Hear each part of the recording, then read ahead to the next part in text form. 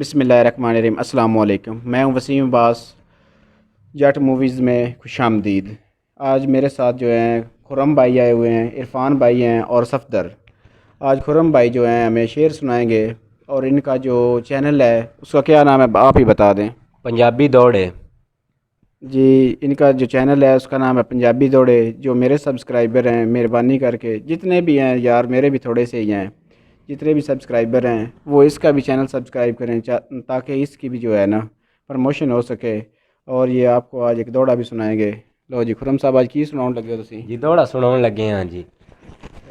भाई वसीम साहब होरां दी नज़र दौड़ा है कि बंदा रुल वैंदा है प्यार दे विच, शाला सोच ते गम ना आवे, बन जिंदगी दोज़ख वेंदी है कोई दर्द अलम ना आवे, असा नौकर दम दम सजना दे शाला फुट के दम ना आवे, वो सज्जन नो वसीम आगे च गतना है जेड़ा औखे वेले काम ना आवे।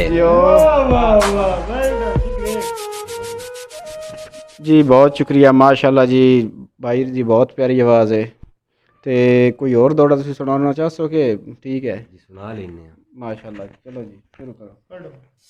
ए भाई सफदरां दी नज़र दौड़ा है कि धमी वेले चार कबूतर, ਜਾਂਦੇ ਵੇਖੇ ਪਾਰ ਕਬੂਤਰ, ਚੱਲੇ ਹੋਏ ਇਨਸਾਨਾਂ ਕੋਲੋਂ ਮਲ ਬੈਠੇ ਦਰਬਾਰ ਕਬੂਤਰ, ਵੇਲੇ ਦੀ ਪਰਤਾਲੀ ਵੇਖੋ ਵਾਵਾਂ ਛੋੜਨ ਮਾਰ ਕਬੂਤਰ, ਡੋਲੀ ਦਾ ਵੀ ਹੱਕ ਨਹੀਂ ਦੇਂਦੇ ਯਸੂ ਪੰਜੂ ਹਾਰ ਕਬੂਤਰ, ਉਸ ਦੇ ਦਰ ਤੂੰ ਚੋਗਾਂ ਚੁਗਦਾ ਹੁੰਦਾ ਜੇ ਮੁਖਤਾਰ ਕਬੂਤਰ, ਯਸੂ ਪੰਜੂ ਹਾਰ ਕਬੂਤਰ।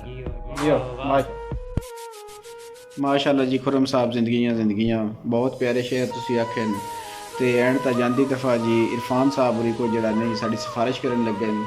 लो जी वीवर बैली भरावां दोस्तों, गल है बजे शेर चंगे लगो न भावें दुखी जड़े होन चाहे सुखी होन, पता तां लगना जिस वेले टिन टिन दी आवाज़ होनी, स्क्रैबल ते जनाब लै ठोकी गया मुड़ तो नवे दुखी ते दुखी दौड़े लफ्ज़ के अंदरों वो तो अगली समझ आ गई होनी जे को जोड़ा अंदर।